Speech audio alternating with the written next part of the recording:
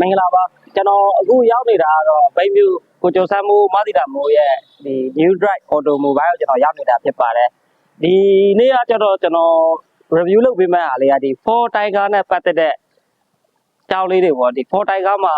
ဘယ်လိုအားနည်းချက်အားသာချက်တွေပါတယ်ဆိုတာလေးနဲ့ဒီကားတွေဘယ်လိုသုံးသင့်လဲဆိုတာလေးကိုကျွန်တော်အသေးစိတ်လေး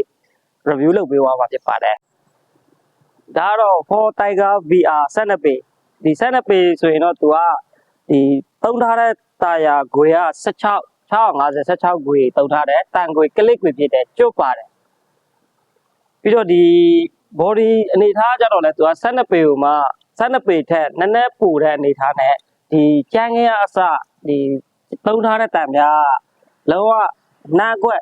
တန်ပြားအထူစားကိုသုံးပေးထားတယ်ဘေးဘို့တွေကိုလည်းသူကဒီတရုတ်ရဲ့ဒီလောက်တဲ့နီးပညာအတိုင်းပေါ့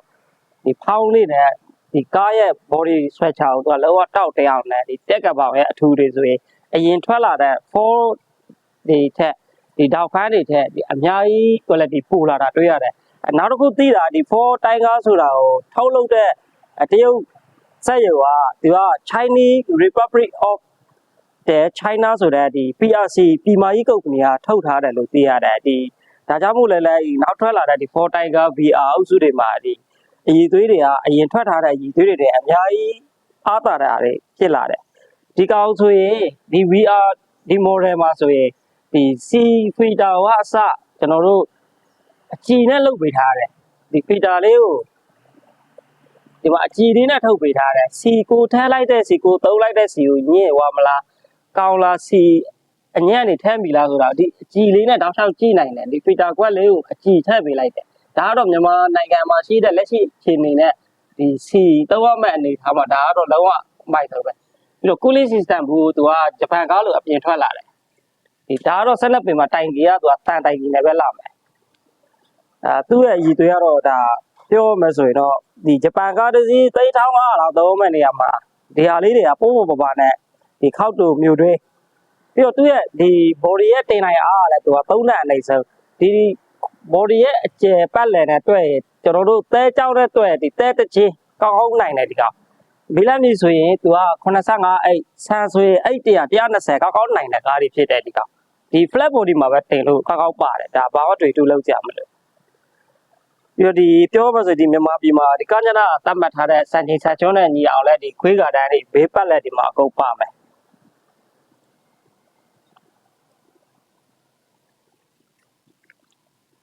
ဒီကောင်တခုထူးခြားတာဘာဖြစ်သွားလဲဆိုတော့ပုံမှန်ဂျပန်ကားတွေဆိုရင်ဒီကောင်ကဘက်ထရီကို24သုံးလိုက်မယ်သူကအဲ့လိုမဟုတ်တော့သူက12ဖို့ပဲဒီသူသုံးထားတဲ့ engine အတွက်ကိုသူကဘက်ထရီကအစသူကနှလုံးသုံးရမယ့်နေမှာဘက်ထရီတစ်လုံးတန်းနဲ့12ဖို့နဲ့သူကသုံးပေးထားတယ်ပြီးတော့ဒီလေးစနစ်တွေဆိုရင်လည်းဒီလေးကို frame ရဲ့ဘေးထန်းလေးတွေနောက်ပြီးတော့ဒီပြောရမယ်ဆိုတော့ဒါသူ3တန်လောက်တင်နိုင်တဲ့အနေထားနဲ့ကိုက်ညီတဲ့လေးကိုသူထည့်ပေးထားတယ်ဂျပန်ကားဝယ်တရုတ်ကားဝယ်ဗျာကိုယ့်လက်ထမ်းမှာ3တန်ကနေ5တန်လောက်တင်မယ်ဆိုရင်တော့လေးတွေကတော့ပိုးရမှာထားရမှာပဲ frame တွေဆိုရင်လည်းပိုးရမှာပဲဒါပေမဲ့သူထုတ်ထားတဲ့အည်သွေးနဲ့ဂျပန်ကားနီးလောက်ကိုသူထုတ်ပေးထားတာတွေ့ရတယ်တော်တော်များကားတွေနဲ့ဒီထွက်ခဲ့တဲ့တရုတ်ကားတွေနဲ့ရှင်ဒါအားသာချက်တစ်ခုပေါ့ဒီဘက်ထရီကလည်း12ဖို့တစ်လုံးနဲ့တုပ်ပေးထားတယ်ပြီးတော့ဒီမှာအင်းလက်ဒီအင်းလက်ဆိုရင်လည်းကျွန်တော်တို့ဘယ်လိုသုံးလာလဲဆိုတော့သူရဲ့အင်းလက်ဒီ air filter ကိုအောက်မှာထားပြီးတော့ဒီကောက်အပေါ်ထောင်ပေးထားတယ်ဒါကတော့ဒါအားသာချက်တစ်ခုပဲကျွန်တော်တို့မိုးရသည်ရေမြုပ်တဲ့နေရာတွေပါတယ်တော်တိုင်ရေရောက်မဲ့နေရာတွေဆိုရင်ဒါဒီအင်းလက်ကဒါအင်ဂျင်ရဲ့သက်တမ်းကြာရှည်မှုထိမ့်သိမ့်ပေးမဲ့အနေထားပဲသူဒါအင်းလက်လည်းပေါ်တင်ပေးထားတယ်ကားရဲ့ဒီဇိုင်းကလာနဲ့အနေထားလည်းသူကဟိုလုံးဝပုံမယိုးပဲနဲ့ဒီဘာမာတွေကစ 4 light တွေပါမယ်ဒီ 4 ရဲ့ဒီဇိုင်းယူလည်းသူဒေတာထည့်ထားမယ်ရှေ့လေးကမှရဲ့မြင်ကွင်းရှင်းလင်းအားလည်းအားကောင်းတယ်ဒီဘက်မန်တွေကအစဗျာဘယ်လိုပြောရမလဲလုံးဝခိမိတဲ့ဒီဇိုင်းတွေဖြစ်လာတယ်ဒါလေးတွေကအရှင်းကြီးခောက်သိမ်းလို့ရတယ်အဲ့ဒါလေးပြဒါတွေကပြီးတော့ဘက်မန်တွေများလာမယ်ဒါဆိုတော့ driver safety 5ဖို့ကောင်းတာပေါ့ဗျာဒီ4ရဲ့တင်ငေတာကတော့တရုတ်မှာပထမဦးဆုံးဒီစစ်မှုလက်မှုလုပ်ငန်းပေါ့သူရဲ့စာလုံးရှည်ကဒီ Fast Automobile Work အားကြောင့်မို့အတူကားကို FAW ဆိုပြီးတော့ရေးထားတယ်သူ့ရဲ့တိတ်ကေသားကလည်း1ဖြစ်သွားတယ်အဲ့ဒါလေးပါဟိုဆက်ပြီးတော့အင်ဂျင်ခန်းလေးကြည့်ရအောင်ဒီကောင်ကဘယ်လိုအင်ဂျင်တွေတုံးထားသေးလဲဆိုတာကျွန်တော်တို့ဆက်ကြည့်ရအောင်ဗျာကောင်းလည်းဇက်လက်ကောင်းဆိုတော့ဂျပန်ကားနဲ့တော်တော်ကိုရှည်ပြီးတော့ရေပေါက်တန်းနဲ့အောင်ထုတ်ထားတဲ့ဒီဇိုင်းရှိတယ်ဒီရှည်လေးနောက်လေးဖြစ်သွားတဲ့အတွက်ကျွန်တော်တို့ဒီမြန်မာပြည်မှာပြုတ်ပြင်ရတာအောက်ပိုင်းပြုတ်ပြင်ရတာပိုကောင်းတယ်အန်လော့တွေလည်းတော်တော်ကြီးတယ်အန်လော့တွေရောဒီမှာဒီကင်းပင်တွေရောကင်းပင်ဆိုရင်တော့တစ်လက်မှပင် site တွေသုံးထားတယ်အန်လော့တွေဆိုရင်လည်းဟိုဟာတစ်လက်မှအလုံးတွေသုံးထားတယ်ပြီးတော့ CRO တွေရော power CRO စနစ်တွေရောဒါပေမဲ့ဒါတခုကကျတော့ဒီဂျပန်ကားမမီတဲ့ဟာလေးပေါ့ဒါလေးကတော့ဒီရေထဲဖြတ်မောင်းလို့ရှိရင်ဒီပန်ကားကသူကအသေးလောက်တာဒါလေးပါသူကပန်ကားလဟတ်လေးနဲ့အရှင်လေးသာလုံးလိုက်ရင်တော့လောကဂျပန် quality ပြီးတော့ဒီ radiator ရေတိုင်ကြီးကလည်းကျော် fiber တောင်းလိုက်ပြီးအောက်က aluminum အုံနဲ့ fiber အဖုံးနဲ့သုံးလာတယ်ပြီးတော့သုံးထားတဲ့ engine ကသူက 490Z 490 ZL ဆိုတော့ဒီကောင်ကဟိုဟာ60ကီလိုဝါ3200 RPM ဆိုတော့ဒီကောင်ကမြေကောက်ရင်နဲ့တွဲဒီကောင်မြေကောက်ရင်80 90လောက်ထွက်တယ်ဒီကောင်ဒါမြေကောက်ရင်80 90ဆိုတော့ကျွန်တော်တို့ဒီ Isuzu 4B E1 တို့ဒီ Canter 32 33တို့လောက်ထွက်တဲ့ engine ဒါပေမဲ့ Canter 32တို့ဘာလို့ကကျတော့သူက24နဲ့သုံးရမယ်ဒီကောင်ကကျတော့12ဘူးဖြစ်သွားတယ်ဒါအားသာချက်တစ်ခုပြီးတော့သုံးထားတဲ့ပန်းကလည်းရိုးရိုးကျွန်တော်တို့မြန်မာအခေါ်ဆိုရိုးရိုးပန်းအထောင်ဆိုတော့ပြောရမှာဆိုရင်တော့အတက်တွေအယုတ်ဆွဲတွေကောင်းမယ်ပေါ့ဗျာအဲ့လိုမျိုးလေးတုံထားတယ်ဒီအင်ဂျင်ကလည်းပြောရမှာဆိုတရုတ်မှာဒီယွန်နေအင်ဂျင်ပေါ့ယွန်နေအင်ဂျင်ဆိုတာကျွန်တော်တို့ဒေါင်ဖန်တို့ဒီ GMC တို့မှာတော်တော်များများသုံးပြထားတဲ့အင်ဂျင်တွေဖြစ်တယ်အင်ဂျင်ရဲ့အားနည်းချက်နဲတယ်ဒီဓာတ်တွေတော်တော်များများမှလည်းဒီအင်ဂျင်တွေအများကြီးသုံးပြထားတဲ့အတွက်ဒီအင်ဂျင်ကဟိုပြုတ်ပြင်ရလွယ်ကူတယ်အစိပ်ပိုင်းတွေဝယ်ရတာပေါ်တယ်ဒီရိုးရိုးပတ်ဖြစ်တဲ့အတွက်လည်းဘဲအနေနဲ့ဘဲစီအနေနဲ့ဘဲဆက်ဆရာဖြစ်ဖြစ်ကျွန်တော်ဆက်ဆရာတရားအနေနဲ့ဆိုရင်ဒါကျွန်တော်အကြိုက်ဆုံးအင်ဂျင်ဖွဲ့စည်းပုံပဲပြီးတော့သူကပူထူးခြားပါတာအင်တာကူလာတာဘိုပါလာတယ်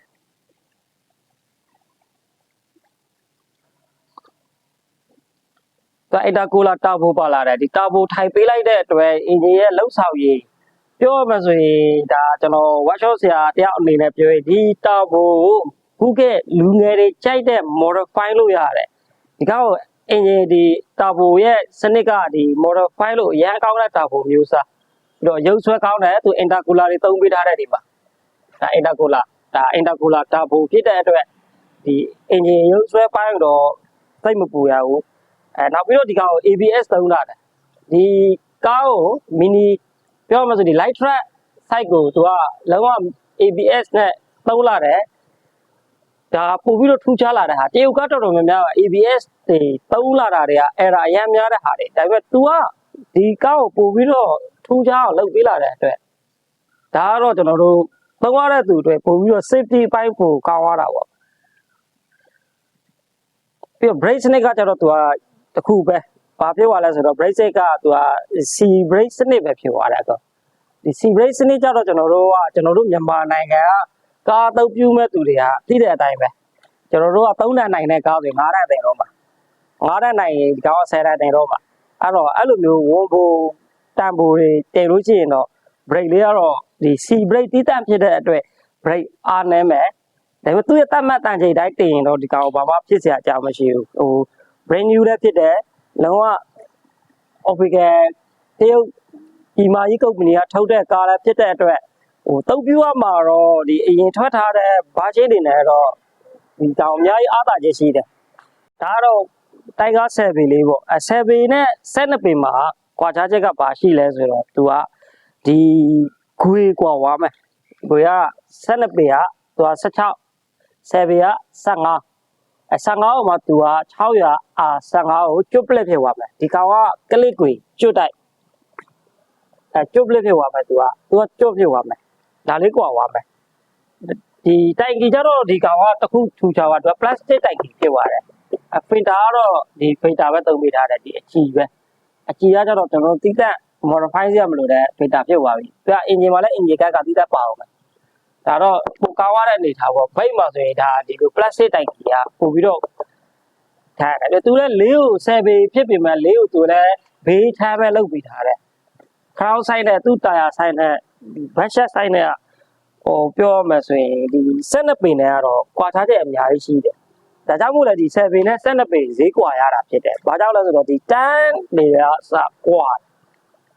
တန်းနေရစကွာသွားတယ်သူလည်း ABS စနစ်တွေပါတယ် C brake ပဲဖြစ်သွားတယ်သူရဲ့ body ချိုးစားကြတော့သူကဒီ U ကုန်းဖြစ်သွားမယ်ဒီပုံမှန်အတိုင်းဒီဘေးပိတ်တွေကကြတော့ခုနကပြောတဲ့အတိုင်း line နဲ့ဖြစ်မယ်ဒီတက်ကပ်ပါကသူကနည်းနည်းလေးဟိုဟာဖြစ်သွားတာပေါ့နော်ဒီကောင်ကဒီ12ပေနဲ့ရှေ့တက်ကပ်ပါကသူကပို့ထူတယ်12ပေကကြတော့တက်ကပ်ပါပါတယ်အင်ဂျင်လည်းဒီအင်ဂျင်ပဲတူပဲအင်ဂျင်တွေကတော့တော်တော်ဒီမှာ intercooler turbo ပါမယ်အားလုံးကဖွဲ့စည်းပုံတူသွားပြီမဲ့ဒီအောက်ပိုင်းလေးနည်းနည်းကွာသွားတယ်12ပေနဲ့7ပေ7ပေရဲ့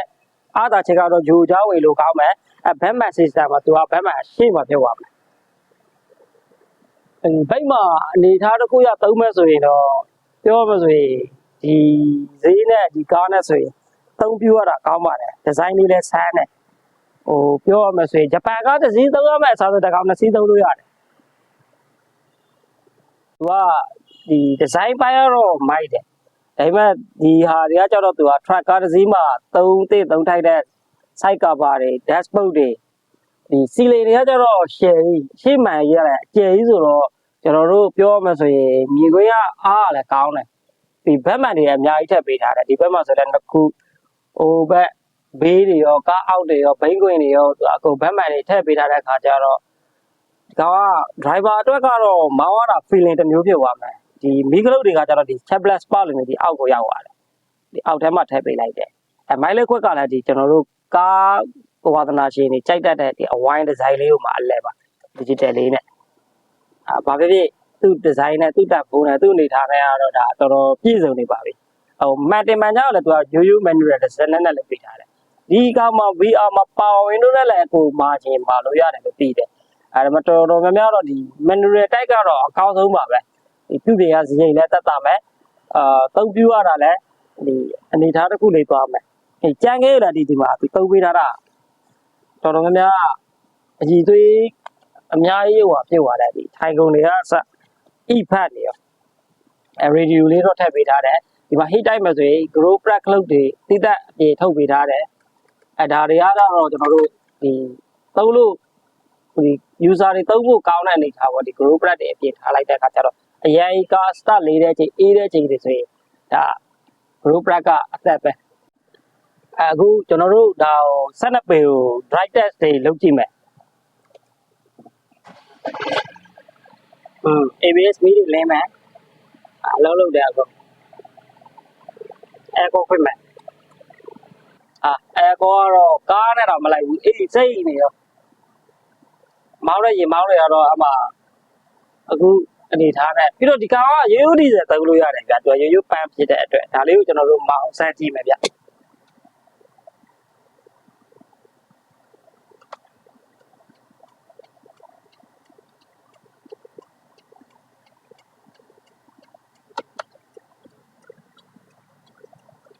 တော့အင်ဂျင်ရဲ့အနေထားဘာနဲ့သွားတူလဲဆိုတော့ဒီအရင်ထွက်ခဲ့တဲ့ဒီတရုတ်ကားတွေနဲ့ဒီလီဗာနင်းရတာကလပ်နင်းရတာတွေမတူတော့မောင်းရတာဟိုဘယ်လိုပြောရမလဲဒီကိုရီးယားအုပ်စုတွေကကားတွေဟော်နိုင်တွေမောင်းတူလိုမျိုးဖီးလေးဖြစ်သွားတယ်ဟိုဂျပန်မီလာဆိုတော့ဂျပန်ကားလည်းနောက်ပိုင်းကကားအဟောင်းတွေပဲများတဲ့ခါကျတော့ဒီဂျပန်ကားတွေလည်းသူ့ရှေ့သူကတော့နည်းနည်းလေးမောင်းရတာတက်တောက်တက်တာထိုင်ရတာတွေလေးလေးနည်းနည်းလေးပြီးတော့ဒီမိုင်းတွေကအကျေကြီးဖြစ်တဲ့အတွက်ဒီဂျပန်ကားနဲ့ရှေ့နောက်ဒီကောင်ကပုံမိုက်တယ်လို့ပဲ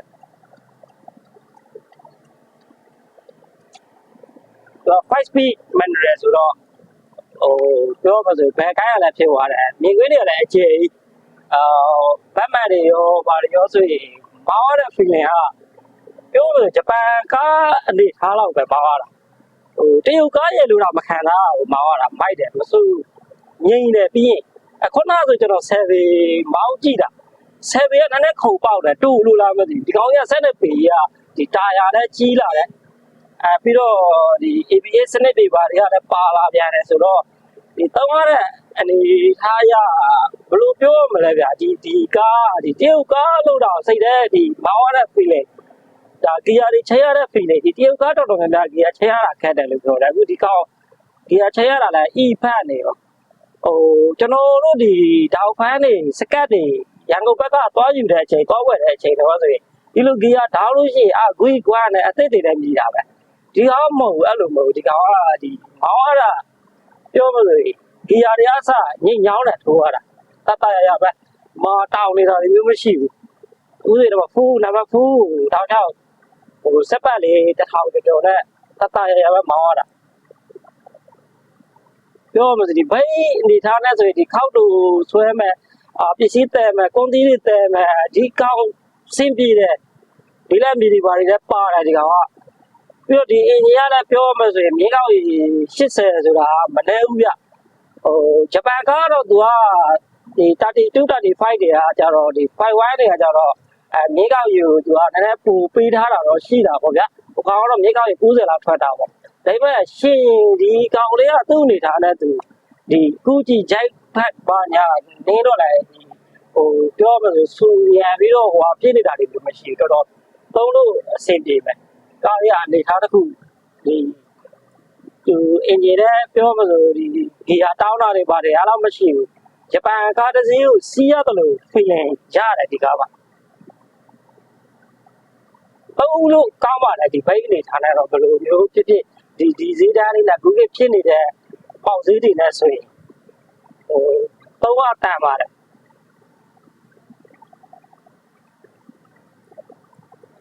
ကောနာကျွန်တော်ပြောသလိုပေါ့ကျွန်တော်တို့မြန်မာလူတွေကတော့သိတဲ့အတိုင်းပဲလေ3တန်ဆိုရင်5တန်လောက်တင်ချင်တဲ့အခါကျတော့အဲ့မှာလေးတွေပို့ရမယ် break တွေနဲ့ update တွေလုပ်ရမယ်ဂျပန်ကားတွေလည်းအဲ့လေးတွေကသူ့ဂျပန်ပါလာတဲ့အတိုင်းသုံးလို့ဒီဗမာပြည်ကနီးနဲ့သုံးလို့ကအဆင်မပြေဘူးလေဘယ်လိုဖြစ်အဲ့တော့လေးတွေကပိုးရတာပဲ break တွေကတော့ update လုပ်ရတာပဲဒီဒါလေးတွေကတော့ဒီသုံးမဲ့ကားရှိမှာပဲသူကတော့သူ့ရဲ့သတ်မှတ်ထားတဲ့ KG နဲ့သုံးမဲ့ဆိုရင်တော့ဒါဘာမှတော့ထွေထူးထဲစရာမလိုလက်တက်သုံးမယ်ဒီတိုင်းပြောမှဆိုရင်ဒီ5နှစ်လောက်ကတော့အသာလေးသုံးနိုင်တယ်ပြီးတော့ဒီကားတရုတ်ကားဆွေးတယ်ဆိုတာဒီကင်နဲ့ driver တွေတက်ရှင်းတက်ရမှုအပေါ်လဲအများကြီးသက်ဆိုင်တယ်ကားတစ်စီးကိုရည်သွေးကောင်းလိုက်ဗျာမစေးမကြောပဲနဲ့ဒီတိုင်းပဲစီးနေမယ်ကိုငားတွေတင်ပဇော်တွေတင်ပြီးရင်စေးတာကြောတာမရှိဘူးတက်ရှင်းတက်ရမှုတွေမနိုင်ဘူးဆိုရင်တော့ဘယ်ကားမှဆိုဂျပန်မဟုတ်ဘူးအမေရိကန်ထုတ်တဲ့ကားလဲဆွေးမှာပဲဒီတရုတ်ကားတိုင်းကဆွေးတယ်ဆိုတော့မဟုတ်ပါဘူးဒီကင်တွယ်တဲ့လူတွေရဲ့စီကံရှိမှုလေးတွေလည်းလိုအပ်ပါတယ်ဗျပြီးတော့ဒီခီးဝေးတွေသုံးရင်ဒီကားကိုခီးဝေးသုံးတဲ့အချိန်မှာကျွန်တော်တို့ကစိတ်ပူစရာမရှိတဲ့အချက်တစ်ချက်ပြောပြမယ်ဒီချက်ကဘာလဲဆိုတော့သူကပန်းနဲ့ရိုးရိုးတိုက်ဖြစ်တယ်ဒီ wiring စနစ်တွေကလည်းသူကဒီ mic liquid နဲ့ဒီတော်တိုင်ရိုး wiring တွေပဲဒီ computer box တွေ diagnostic တွေEFI တွေဘာမှမပါဘူးဒီကောင်ကရှင်းတယ်ဒီ ABS စနစ်တစ်ခုပဲဒီကောင်ဘောင်းနဲ့သုံးထားတာဒီကျန်တာတော်တော်များများအဲ့လိုရိုးရိုးတိုက်တွေကြီးပဲဒီအင်ဂျင်ကဘယ်လိုပြောမလဲဒီချုပ်ပွေးလိုက်ရင်တန်းလို့တဲ့အနေနဲ့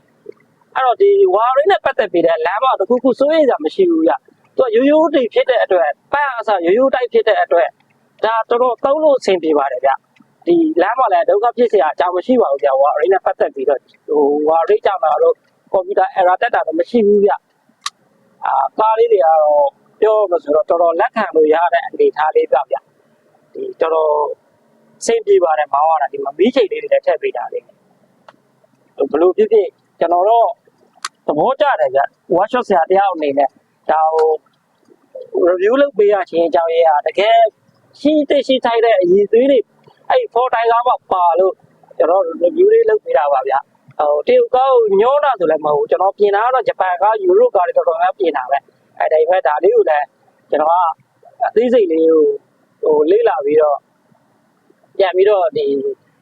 ကားဝယ်မှမိတ်ဆွေတွေလုပ်ငန်းသုံးကားဝယ်မှမိတ်ဆွေတွေကိုပြန်ပြီးတော့ဒီအားနည်းချက်အားသာချက်တွေကိုsharing လုပ်ပေးခြင်းဖြစ်ပါတယ်ဗျဒီဗီဒီယိုလေးကိုစာဆုံးကြည့်ပေးသွားတဲ့အတွက်အားလုံးကိုကျေးဇူးအများကြီးတင်ပါတယ်ဗျဒီကားကိုဝယ်ယူခြင်းနဲ့ဆိုတော့ဗိတ်မြို့မှာဒီကားကို ကိုကျော်ဆန်းမိုးမသီတာမိုး New Drive Automobile 399400 5883ကိုဆက်သွယ်ပြီးတော့အသေးစိတ်မေးမြန်းဝယ်ယူနိုင်ပါတယ်ဗျအားလုံးအဆင်ပြေကြပါစေဗျ